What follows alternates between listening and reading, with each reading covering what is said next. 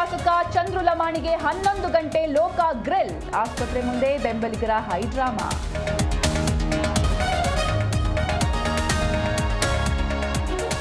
ಜಿಮ್ಸ್ನಲ್ಲಿ ಮಧ್ಯರಾತ್ರಿ ವೈದ್ಯಕೀಯ ತಪಾಸಣೆ. ಗದಗದಿಂದ ಬೆಂಗಳೂರಿಗೆ ಶಾಸಕರ ರವಾನೆ. ಇಂದು ಜಡ್ಜ್ ಮುಂದೆ ಹಾಜರುಪಡಿಸಲಿರೋ ಅಧಿಕಾರಿಗಳು.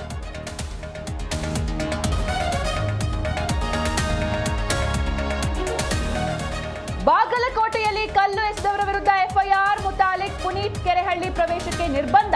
ನಿಷೇಧಾಜ್ಞೆ ಮಧ್ಯೆಯೂ ಶ್ರೀರಾಮ ಸೇನೆ ಮುಖ್ಯಸ್ಥ ಆಗಮನ.